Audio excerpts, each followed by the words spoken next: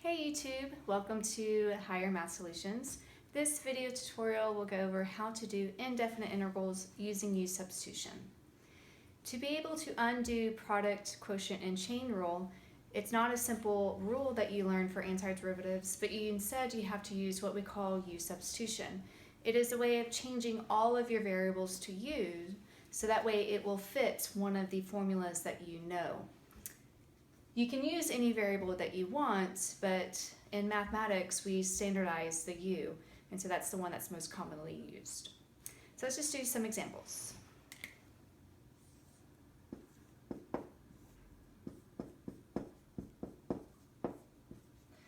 We'll start off with an easier example where the use substitution will fit everything that you need. So what you're going to do here is that this is not one of the rules that we know, and so we have to make it fit one of the rules. So you're going to pick what you want to pick for u. It can be anything you want, but usually whatever is inside a parentheses to a power is what we want to choose for our u. So I'm going to set u equal to x squared plus 3. Now you also need to get rid of the differential of dx. We want to change this dx to a du as well. So to do that, I'm going to take the derivative of the u equation that you just came up with. So that would be du with respect to x is equal to 2x. And what we're going to do is we're going to multiply the dx to the other side to get our differential. And that is what our du will equal to. Now if I go back to my problem, I see that I have my du completed in the original function. 2x dx is equal to du. So when we go back, we're going to substitute all this information in. So instead of 2x dx, I will put a du, and then instead of a x squared plus 3 squared, x squared plus 3 is u, so I'll write a u squared. And I can rewrite this where I write the du to the side. And here is actually a formula antiderivative. I will rewrite my 1 over u squared as u to the negative 2. And then I can undo this antiderivative by doing the power rule. And so the power rule says you add 1 to the power, and then you divide by it, and then we have a plus c. What you want to do though is before you box your answer is you want to substitute what your u is back in.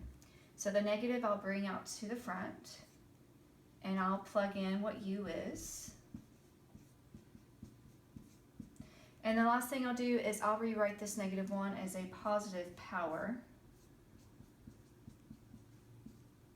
by bringing it down to the denominator.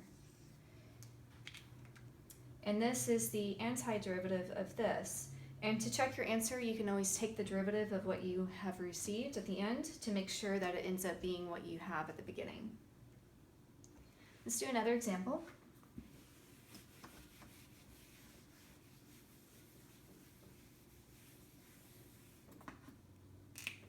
Let's try the antiderivative of x to the 4th times sine of x to the 5th dx.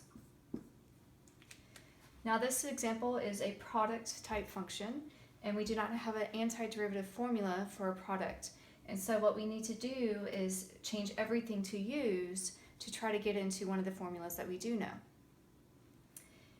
And when you're dealing with a trig function, your angle is normally what your u will be. So I will set u equal to x to the 5th. Again, we want to change this dx to a du, so I'm going to take the derivative of the u equation with respect to x. And I'm going to rewrite it as a differential by multiplying the dx over to the other side.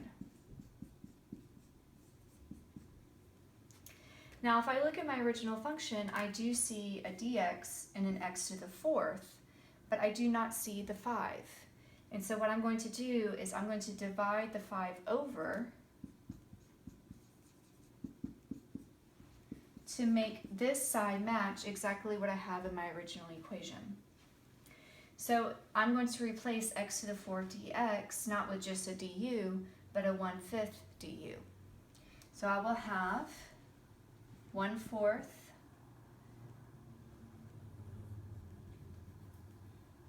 1/5 du, and then sine, but instead of an x to the 5th, you're going to write a u instead. Now you don't want to keep it this way, so I normally always write my constants in the front of the integral symbol, and the du always is written in the back.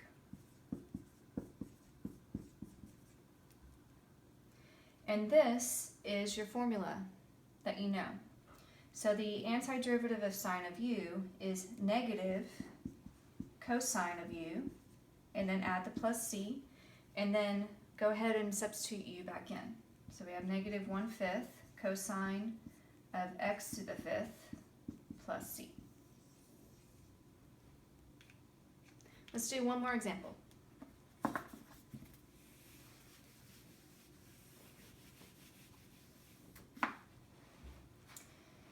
Let's try the integral of x over x plus 1. This is considered to be one of the harder u substitution problems, but again, we're going to just start with what we want to have as a u. In this case, I'm going to set u equal to x plus 1. But when I do my differential, which is du with respect to x, the derivative of this is just 1. And so then when I multiply the dx over, I get du equals dx. So the problem with this equation is I did not get my extra piece, which was the x. And so what we need to do here is when I go and substitute everything in, x plus 1 is u, and dx is du, you cannot integrate this problem because you cannot have an x and a u together. So what you're going to do is you're going to go back to your u equation, and I'm going to solve for x there. So to solve for x here, just subtract the 1 over. And so I need to make another u substitution, which is I'm going to replace x with this. And so I have u minus 1 over u du. And in this case, everything is now in terms of u. You're still not ready to integrate just yet though.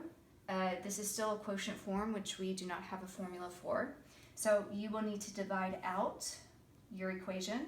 So u divided by u minus 1 over u. And then I will reduce. U over u is a 1, and 1 over u will stay as 1 over u. Now these are formulas that we know.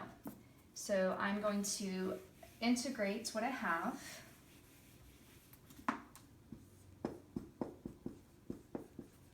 The integral of 1 with respect to u is u, and the integral or antiderivative of 1 over u is a natural log of the absolute value of u, and then your plus c. And then we're going to go ahead and plug u back in. So this u gets replaced with x plus 1, and then I will replace u here as well. And then that will be your final results. Thank you for watching Higher Math Solutions. See you next time.